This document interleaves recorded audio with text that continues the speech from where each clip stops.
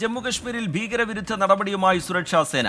ഭീകരവാദികളും പ്രാദേശിക സഹായികളും അടക്കം നിരവധി പേർ പിടിയിൽ. ആയുധങ്ങളും പണവും പിടിച്ചെടുത്തിട്ടുണ്ട്. ബൽറാം നെടുങ്ങാടി ചേരുന്നുണ്ട് വിവരങ്ങളുമായി ഡൽഹിയിൽ നിന്ന്. ബൽറാം, എന്താണ് ഈ പരിശോധനയുമായി ബന്ധപ്പെട്ടുള്ള പുതിയ വിവരങ്ങൾ? പ്രാദേശിക സഹായം ലഭിച്ചു എന്നൊക്കെയുള്ള വിവരങ്ങൾ നേരത്തെ തന്നെ പുറത്തു വന്നിട്ടുള്ളതാണ്. ഇവരുടെ പങ്ക് എങ്ങനെയാണ് ഈ ഘട്ടത്തിൽ മനസ്സിലാവുന്നത്?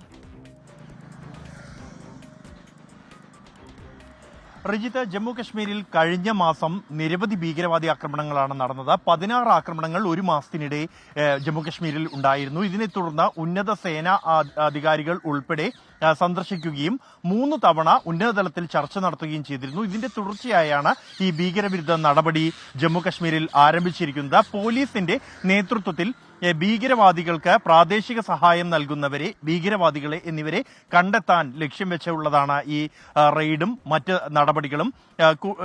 അതിർത്തി കടന്ന് പാകിസ്ഥാനിൽ നിന്നും എത്തുന്ന ഭീകരവാദികളാണ് ഈ ഭീകരവാദ പദ്ധതികൾക്ക് പിന്നിൽ എങ്കിലും അവർക്ക് പ്രാദേശിക സഹായം ലഭിക്കുന്നതായി കണ്ടെത്തിയിരുന്നു. ഈ ഒരു പശ്ചാത്തലത്തിൽ ഇവർക്ക് പ്രാദേശികമായി ലഭിക്കുന്ന സഹായികൾ ആരൊക്കെ എന്നിവ കണ്ടെത്തുക എന്നുള്ളതാണ് ലക്ഷ്യം. കഴിഞ്ഞ മണിക്കൂറുകളിൽ നടന്ന റെയ്ഡിനിടെ നിരവധി പേരെ അറസ്റ്റ് ചെയ്തിരിക്കുന്നു എന്നാണ് പോലീസ് പങ്കുവയ്ക്കുന്ന വിവരം. ഇവരിൽ നിന്നും ആയുധങ്ങൾ, രേഖകൾ അടക്കമുള്ള തെളിവുകൾ പിടികൂടിയിട്ടുണ്ട്. വിശദമായി തന്നെ ഇവരെ ചോദ്യം ചെയ്ത് കൂടുതൽ പേരെ കണ്ടെത്താനുള്ള ശ്രമം ആരംഭിച്ചതായും ജമ്മുകശ്മീർ പോലീസ് അറിയിക്കുന്നുണ്ട്. പോലീസ് നേതൃത്വം നൽകുന്ന ഈ ഓപ്പറേഷനിൽ മറ്റ് സേനാ വിഭാഗങ്ങൾ ഉൾപ്പെടെ പങ്കെടുക്കുന്നുണ്ട് എന്നുള്ളതാണ് ലഭ്യമാകുന്ന വിവരം. റിജിത്ത്. ശരി, ബൽറാം നെടുങ്ങാടി വിവരങ്ങൾ നൽകുകയായിരുന്നു ഡൽഹിയിൽ നിന്ന്.